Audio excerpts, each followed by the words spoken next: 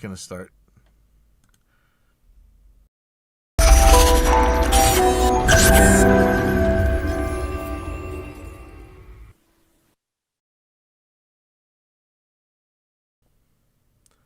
Okay, so welcome to Evidence-Based Audio Engineering and Education number 126. And this is Dork tuning.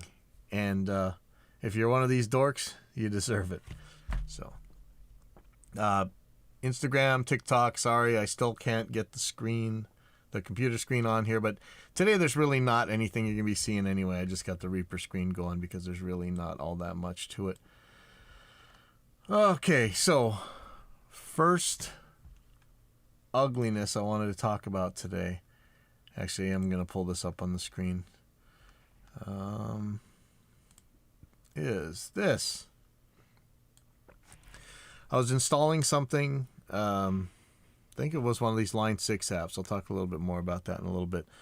But I get a pop-up from Windows as I'm installing it. The app, and it gives you a picture in this whole dorky hipster virtue signaling looking nonsense. Looks like an apple. It says the app you're trying to install isn't a Microsoft verified app. Installing apps from the store helps protect your PC and keep it running smoothly. So there's a button for get the apps from the store. And originally there wasn't even an install anyway. So this is one of those shields, kind of like Apple has. I mean, if you want an Apple, if you want the hyper paranoia and that sort of system, go ahead. But we bought Windows for a reason. We want to be in control of what's happening on our computers. And I mean, this is, how many shows do we actually have about this where people can't install things on Apple because of stuff like this? In this case, I was able to go to settings and find a way to install it anyway. Thankfully, right there, change my app recommendation settings. And I was able to get the button on that says install anyway. There's actually a way to completely turn it off, thankfully. But it's not cool that it's there anyway. This is typical like Apple crap. We don't want the Apple crap. We're not running Apple for a reason. It's bad on Apple. This is something hopefully they're going to fix. But I was warned a ways back. Thanks, Tim. Tim Gray, who was on the show before. He was saying, just wait, Microsoft will get there. And I was like, nah. But no, he was right. So we're on our way there. He's saying that Windows 11 is probably going to be a lot like this hyper-restrictive, hyper-paranoid Mac stuff. So this sucks. And hopefully this isn't going to keep you from being able to run free plugins and things like that back in the day. It destroyed so many people's mixes and work. They're not able to pull up old projects and stuff on Apple because of this nonsense. And I hope it doesn't happen with Windows. So another thing that I'd like to see, when you install, or actually let's say I had like a pod, if you have your pod plugged in that is also an interface and you have the USB on and you flip it on, Windows automatically switches your Windows output or Windows default device to that new audio interface. That sucks. I'd love to see that go away. I mean, that is a huge problem. It's kind of a nightmare. I have things set up a certain way in my studio, and I don't want that to change. And unfortunately, in the case of one of these devices that I have, I think it does its MIDI over USB using that, because you can disable the driver, and then you can flip it on or off all you want, and it's not going to change anything. But ideally, you don't have to do that. I mean, that just sucks. If anybody knows, is there a way to completely disable that from happening? I know I asked it in the Reaper forum. I asked it all over Facebook. Nobody knew, but usually the Reaper guys know before anybody else. So let's see. Reaper compatibility. No answers yet. Had some views, though. I just asked, is there any way to keep Windows from switching sound cards or interfaces when you plug a USB interface in?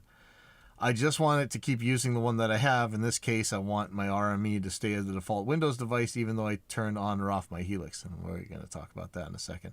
Without disabling the actual driver, hopefully, as I think it controls the MIDI I/O. So yes, you could do it by disabling the driver in Device Manager, but I'd rather you didn't have to do that. So hopefully somebody's going to chime in and have a way around that, because that sucks. I mean, it's just another one of those things that just makes everything hard to deal with. Let's see what else we have here.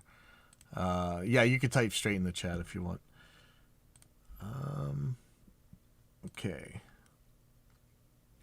Okay. One of the other things I did is installed the Helix native software, which is pretty neat. Apparently, you can copy your presets from Helix native to your actual Helix units, and you can put it in hardware compatibility mode for different versions. I guess there's a whole Helix family. It's like the HX Stomp and the HX Effects, and then the Helix Floor and LT and Rack and all that stuff. But also, Helix Native seems to be a pretty cool software, so I really wanted to use it. I bought it, ran fine on the computer here at the school. I went to run it at home, and it wouldn't run. It gave me this blank screen, and I Googled it and found zillions of posts about it, going back quite a while. And if you guys know anything about Line 6, they do a lot of really cool, innovative stuff, but then they also do a lot of abandonware. And not that Helix Native is abandonware, which is surprising because this is actually kind of older stuff at this point. But they've been, back in February, I think they put up an update. But this particular problem's been going on for a while, and it seems to be people who have SSD drives, but there's other things that can happen. And sadly, I mean, my choice to, I can get a crack that runs. I paid for the stuff. I shouldn't have to run a crack. And one of the things about this particular crack is that it shuts off going to line 6 from your host file on Windows, which I don't want to happen, because I think HX Edit needs that in order to run. But this whole thing about needing to connect to the internet to run every single time, that sucks. Maybe once. Our company, we mean to do a one challenge response on the internet, and that's it. It shouldn't disconnect after that. I mean, it may, but hopefully it doesn't. That's how our software is supposed to work. If you'd ever had internet in your life, you'd still be able to run it after you authorized it that first time. Things like Reaper, you could do it without ever getting on the internet. So this sucks. If I take the Helix home and have to run it on that computer, am I still going to be able to run HX Edit if I do this crack that messes with the host file? How about you just fix it? Line 6, I can talk to you. If you guys will answer me, we can work this out. I'm sure we can figure out together how to make these things work so you don't see another pile of these things in the forum. So if you guys have another solution for the Helix Native blank screen problem, let me know, because this sucks. Otherwise, I'm going to have to use that crack, and I really don't want to. So on that vein, I got a Helix floor. So you guys, for once, you guys on Instagram and TikTok, you see, oh God, this thing kind of heavy. I actually went and got this thing for a variety of reasons. So I actually own one now, and it's just kind of crazy because didn't these come out in like 2016 or something like that, and they're still relevant 5 years later? That's kind of nuts for a digital device, especially for audio. Not that those 80s reverbs and stuff, they're still good. The Eventide H3000 is still a good model, but for the most part, digital audio stuff it gets a little bit obsolete kind of quickly. One of the crazy things is the street prices went up. But of course, all gear prices went nuts during the Backstreet Boys reunion tour. Control seems really comprehensive. This didn't get... A lot of times, Line 6 stuff gets nerfed. And like I say, lots of times Line 6 stuff gets abandonware, right? It really does. Like, they're notorious for destroying perfectly good gear and just not keeping up with it. But this one, it looks like you can do a lot of... They have something called the Command Center for Helix, which allegedly lets you use that control surface as a MIDI controller. So I might be taking my FCB 1010 out of, it's sitting under my desk all the time. That might be leaving. I might be able to control everything on Reaper the same way I do with this Helix. I don't know that I want to leave it on all the time like that, but maybe. I mean, I got the warranty on it. We'll see. But again, this is the problem. This is the one that keeps switching the interfaces on me. So I got to figure out how to keep that from happening, unfortunately. Because it does have its own audio interface built in. And so when I flip it on, if the USB is connected, which I need it for the editor, and I didn't disable the audio interface in Device Manager, then it pops up and changes the sound card audio interface on me every time. So I got to figure out a way to keep that from happening. So like I said, they updated it in February. So it's not the typical Line 6 abandonware like Firehawk and Amplify. They've actually added a lot to it since it first came out. It's on version 3.11 of the software, I think. I mean, it looks good, but honestly, for everything that I'd ever need to do, I could probably use a Pod Go. But I did get it so that we could see if the kids could use it for their as the pod goes, because it has all the same DSP in it. I figure I'll get it all figured out and see if the Pod Go can actually run that much. Unfortunately, the Pod Go's editor will not work in an offline mode, so I can't tell for sure without actually owning one if the thing's going to work, which is ridiculous. But one of the things was, and the reason this one's called Dork Tuning, is that some of these kids play in other tunings. And I've noticed people with Digitech drop pedals able to just get away with that. They'll just tune their guitar standard, or they'll tune it to whatever they tune to, and then they'll play it in the other. They'll use the drop pedal to handle that. But there is a polyphonic pitch shifter, which is allegedly what the Digitech drop is, and I guess we could get way into what that might possibly mean. As a polyphonic pitch shifter, really, it should be detecting 6 or whatever different notes at the same time, which kind of like what Melodyne DNA does, and then pitch shift them all separately. But there's a chance that the regular pitch shifter can just do it all anyway, and I'm gonna see what that's like, because the polyphonic pitch shifter eats a ton of the DSP, even on the Helix. Like, you can't run much else besides that, and that seems kind of wrong 5 years later on. I wonder if either you need better optimization, or it's just not enough DSP in there. And I don't think there's really a way to upgrade the DSP in these things. There might be. They might figure out something. We'll see.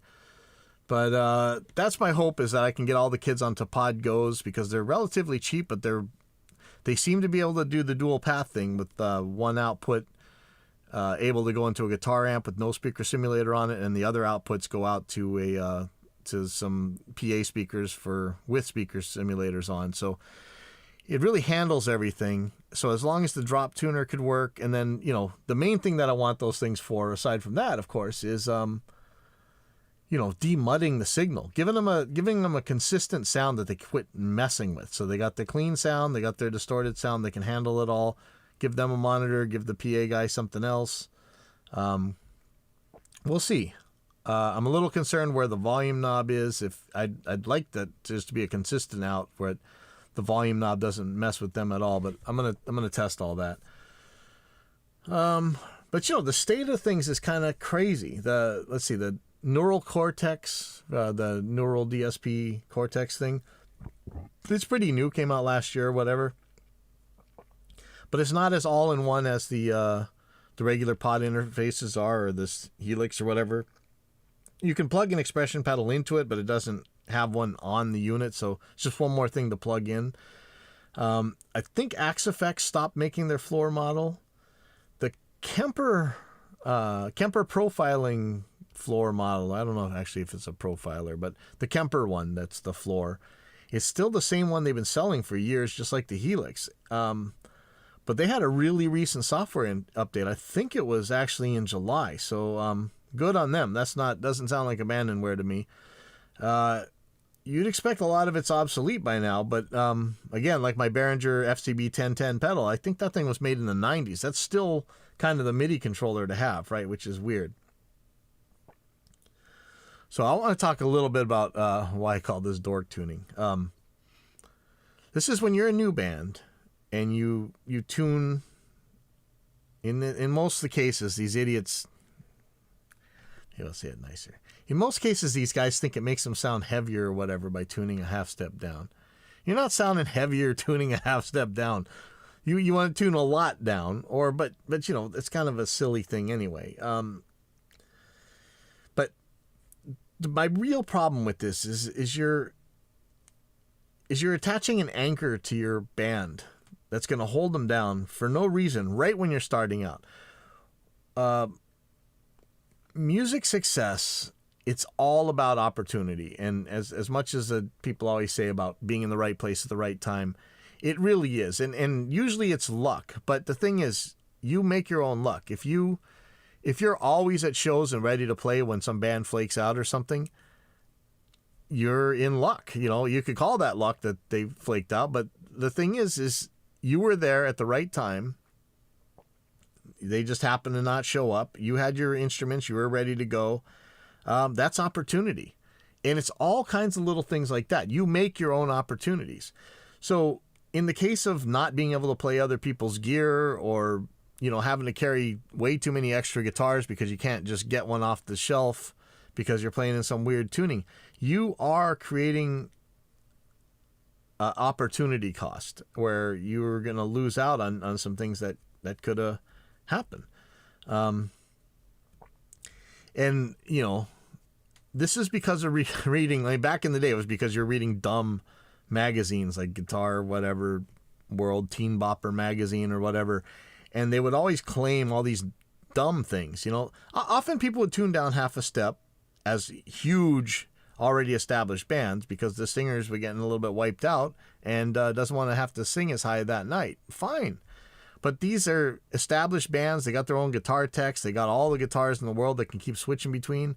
That's not you just starting out right now. If you get a chance to jump on stage and you have to play somebody else's instruments and they're tuned regular, like most of them are going to be, are you going to be messed up because of that? So it's an opportunity cost. And half the time those magazines were lying anyway. I can't count the number of times where I read in some magazine about a band that had recorded at my studio and allegedly they were in there. Yeah, sorry, I'm gonna out you guys, but I'm not gonna name any names, okay? We didn't use any headphones. We just all played together in the same room. There were no overdubs. Bull. Man, all that stuff was all multi-tracked as multi-track gets. Sometimes there would be like an initial tracking where they'd all kind of play together, but we replaced all that stuff. Get out of here with that. Most of the time. There actually were some cases, but those kind of guys never seem to be in those Teen Bop magazines anyway. So most of the time, the stuff you guys are basing your problems on are just myths, and you're just making it so that when that opportunity does come, you're going to lose out on it. Just tune standard or something. If you want to sound heavier, get a 7-string. You know, when you're an established band with your own guitar techs and all that, you know, go nuts. But there's just way too much opportunity cost with goofy tunings when you're a brand new band. And so, you know, this is one of the big reasons I'm thinking of getting all the kids these Pod Go's. Why I got the Helix. Because maybe they can use a Digitech drop and they can still do that stuff. And if their guitars are tuned goofy, they can swap them out. But again, you know, I don't want them to have to carry around a piece of technology that is going to fix that for them. Just fix it at the source.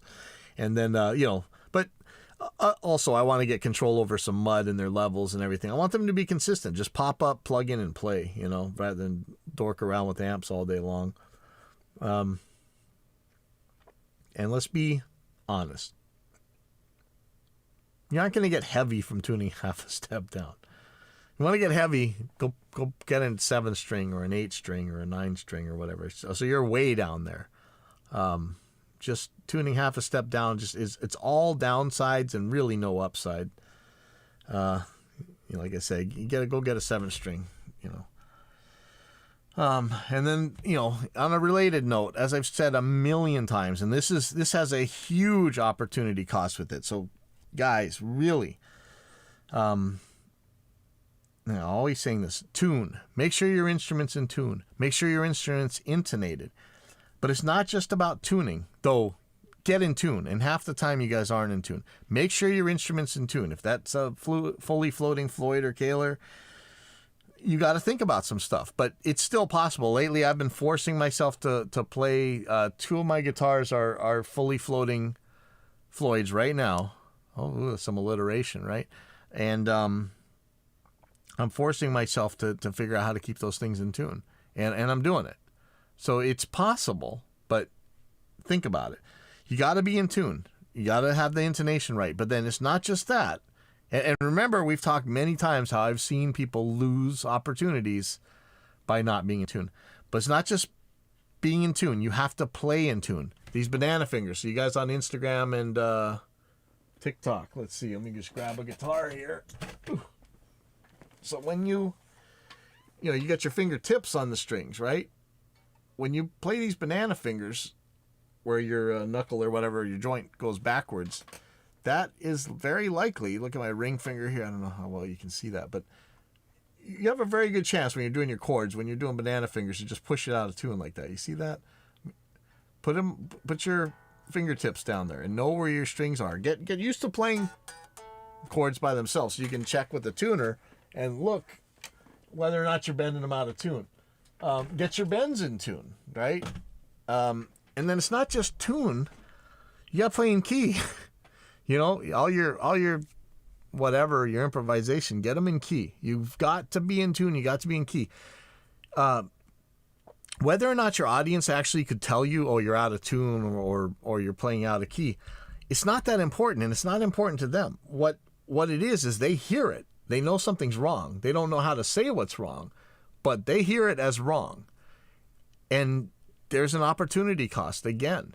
They're just not going to have you on again because, there's something wrong with that band. They don't know what's wrong with that band, but they know something was wrong. For you recording guys, it's a lot like mastering. When you hear a really well-mastered album versus the mix that got sent to the mastering engineer, the end user's probably not going to be able to tell what's different about it, but it's going to sound different to them, and it's going to sound different enough to them, or it should. So make sure you're playing in tune. Make sure you're playing in key. It's probably more important than playing in time, honestly. Being out of key, being out of tune, it just makes you sound like a clown. It's unreal.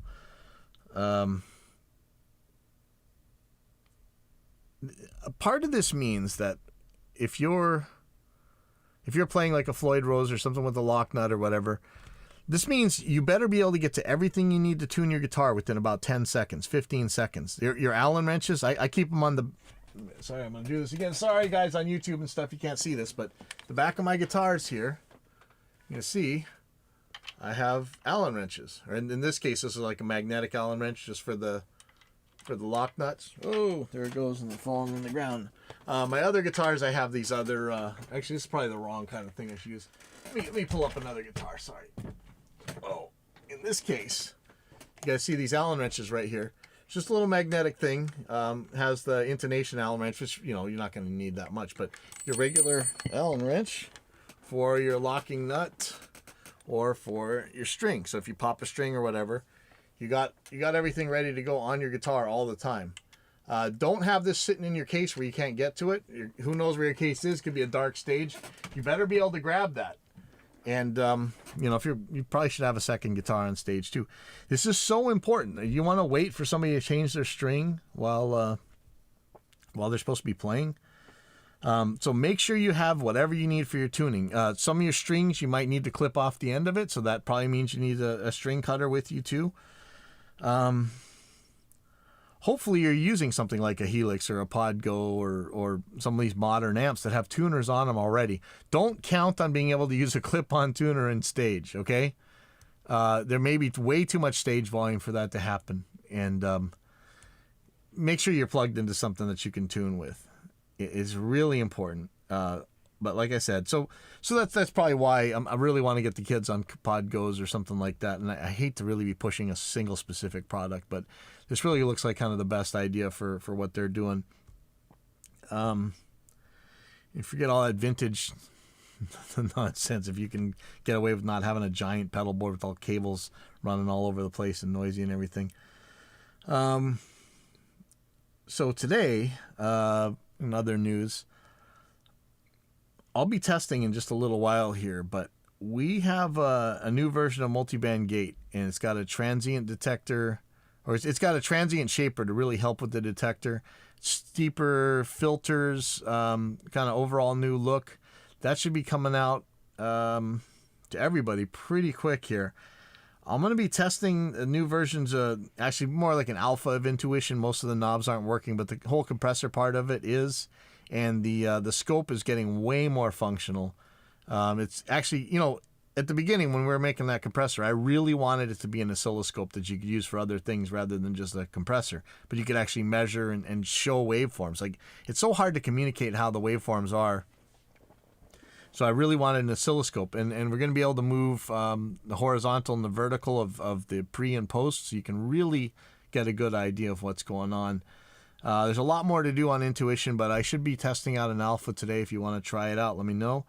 I'm going to have alphas of the next version of Drum EQ out right now, and there's a new version of Dynamic EQ, should be a little bit more efficient.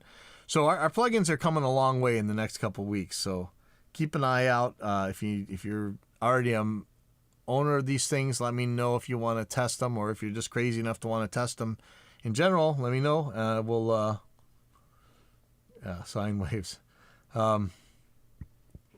I'll be, let me know if you want to try these.